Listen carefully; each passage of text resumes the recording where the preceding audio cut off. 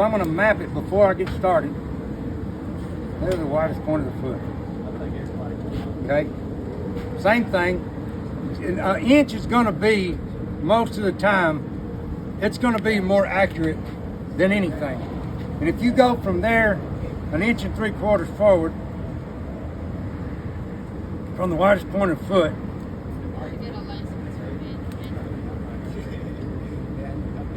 they say that's where your coffin bone's going to be. And you got enrollment and breakover and all that.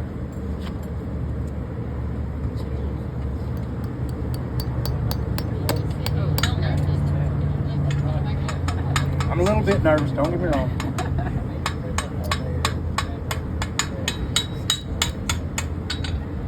Make sure it's the right spot.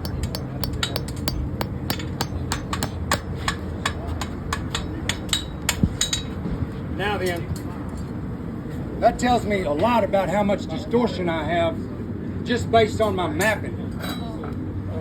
And so, I'm not recommending going home and trying this at home, but Listen on pain clients. you've got depth, and if they say that's where breakover is, theoretically, and that's pretty damn safe, I think, because I haven't drawn blood, he's not jumping anywhere, and that's how much foot. And then if you look at it from the side, you can see how much foot we've got taken back, how far back you can go.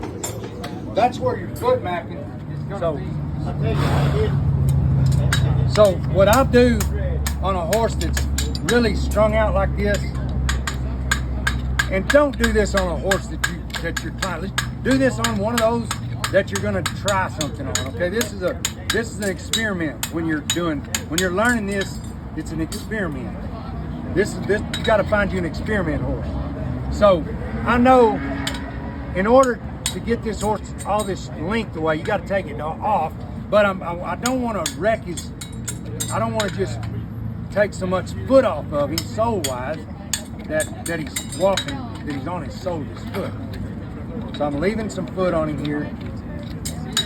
Now then, what I can do here is, this horse doesn't have a lot of depth here, so I don't really have a good bridge for him. If I had a good bridge for him, if I had a lot of foot, then I could really take this foot and I could trim it from here up to here, and then trim this from here to here, where he's actually standing like this, where his foot's shoved forward and his heels aren't even touching the ground. And it's amazing, it's kind of crazy, but it's amazing how those horses' feet will set up. So like if I was gonna do this one's not a good one to do it on because he doesn't have enough foot, but I'm gonna just come across that out there on his toe, across there like that. And then instead of rasping it flat, I'm gonna bring this back.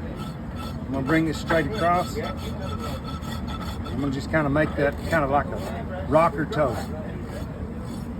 You gotta be, you can dang sure trim them too short. You gotta be careful because this horse doesn't have the depth. And so I'm gonna go ahead and just be real careful. See where that nail was driven in? Yeah. That's how much foot he had strung forward. I probably wouldn't. That's why you see these horses that have nails drove in the inside of the white line. You're like, how they do that? And that's how they do it, because there's some extra distorted foot there. Now then, what I can do on this horse to keep him is I'll just take this heel, instead of flattening it out, I'll just stand it up like that.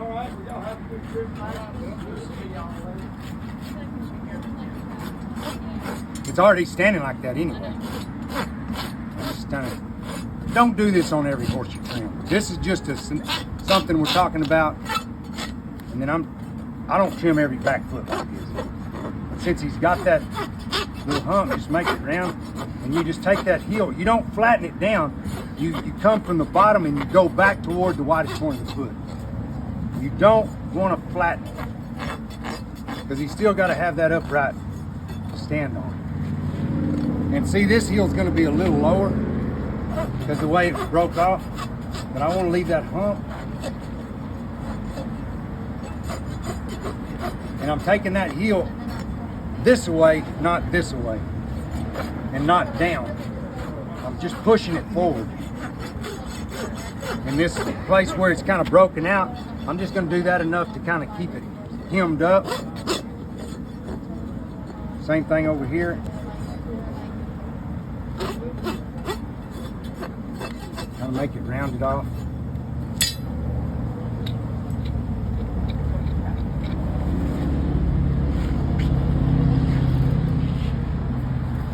And then when he stands down on it, it just kind of, especially if he has a little more foot, we'll just pop him right forward.